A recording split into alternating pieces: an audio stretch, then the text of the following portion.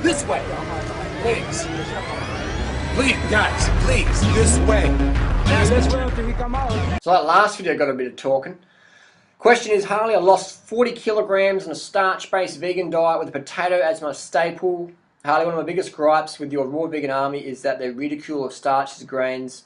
Even your guru Doug Graham speaks out vocally against them, yet you, on many of your videos, defend and promote Dr. McDougall. Why is this? Why is this Durianrider? That's an excellent question. Now, I travel around the world. I see how people live. I'm in China, Australia, Costa Rica, US, Singapore, Malaysia, whatever, Philippines, Thailand, on and on and on, around the world, France, Germany, Luxembourg, Belgium, Holland, Spain. And I look around and I see the challenges people can have with the fruit lifestyle. And the biggest one, easily the biggest one, is finding enough quality, tasty, ripe fruit to eat.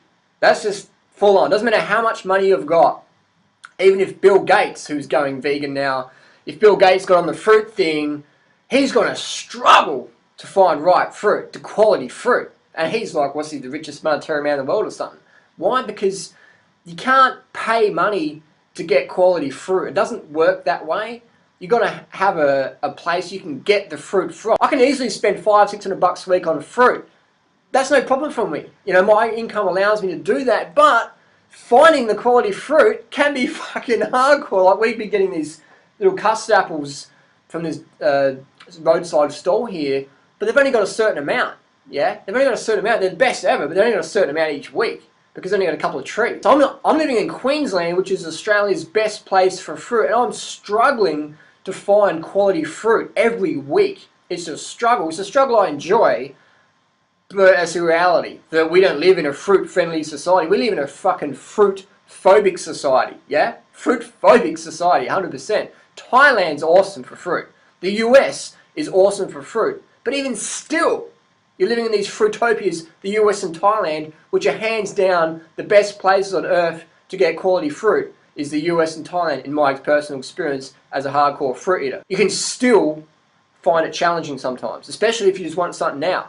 You know, you're busy, you haven't been organised, you're like, where's the meal? Where's the meal? Where's the fruit? There is no fruit. So that's why I promote people like Dr. McDougall, Robert Cheek, Dr. Bernard, and of course Doug Graham, Esselstein, and the China study. I like to give people options, because what I'm seeing in the whole raw food world for many years now, people try to do raw food, and what's going to happen is you can't get enough calories unless you're really organised. So people starve themselves. Instead of saying, hey, I admit I couldn't find enough fruit, what they do, they say, I'm not going to admit failure, I'm going to fucking say the raw food diet doesn't work, and I'm going to say vegan doesn't work, and they just write books or blogs or videos or whatever about it, instead of just saying, well, man, where I was living, there wasn't any fruit around. That's as simple as that. And, you know, or I didn't eat enough, or didn't know how to eat enough, or couldn't organise myself, or whatever. So that's why I give people the option today, because the reality is, it's fucking hard to find fruit calories. If you live in Australia, you're fucked.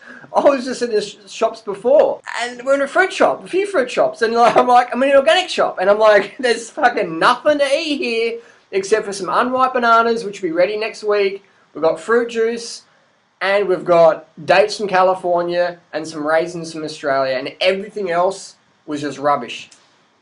What bra are you got on? I'm trying to do serious videos, and she just keeps running in and fucking stirring me up. So anyway, that's why I give people the option. I tell people where the best hotel is, and then I say, hey, pack a sleeping bag in case you can't get in, versus staying out all night in the cold. I've been out in the cold many times, and having the sleeping bag's a good idea, definitely. Definitely. Our ideal is having the Fruitopia Hotel reservation, but not everyone can do that like that. Because I don't care how committed you are, I don't care how much you know, society's situational inconvenience towards the fruit eater is just how it is, man. You can't always get it. It's just the way society's designed. Society's always against you if you're into fitness and health.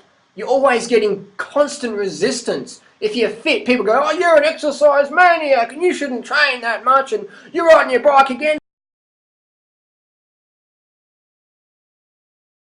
Yeah, you've got all that shit going on. That's just reality. Anyone who rides a bike knows what I'm talking about. Anyone who eats fruit, eats healthy, will know that the resistance they get from family, friends, the status quo, the dogma, the meat and dairy industry, propaganda, mindset, conditioning, brainwashing, craziness. That's just a reality. I like to be real. I like to give people the second best option and the first best. The gold and the silver. Who cares about bronze and lead and whatever? Let's go with gold and silver. Let's go with the best and second best. If you juggle those the rest of your life, you're going to be fucking loving it. Gold and silver, man. First and second. No one cares about third, fourth, and 10th. First and second, that's all that matters. So definitely have the fruit as a priority. You can't do that. Don't want to do that. Have the starch. The vegan, high carb, low fat's where it's at. You know, so I'll promote. I'm the ambassador, the negotiator, the whatever, the concierge. I'm promoting it because I see it in the real world. And I've got the freedom to promote whatever I want to promote. That's just how it is. So hopefully that answers the questions why I promote both, because I want to see people succeed on a vegan lifestyle, high carb, low fat lifestyle, be it fruit, or be it starch, or be it both. I don't really give a fuck. I want to see people succeeding.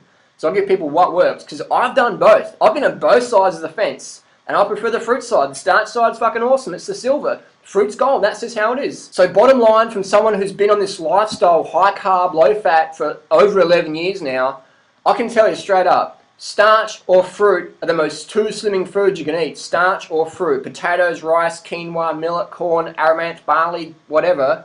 Or fruit, bananas, dates, mangoes, etc. Both of those things are the most slimming food you can eat. Fruit's going to be more slimming, but the starches, man, go to fucking China, go to Thailand. I've ridden my bike literally all through Thailand, Cambodia, Singapore, Malaysia, and I see people eating fruits and rice as their staple, and they're all fucking slim. You know, this is how it is. So post your comments and questions down below, and if you want to learn more, click subscribe, share the video, put it around with people, stir the pot. We'll see you next video. Thanks for support. Peace.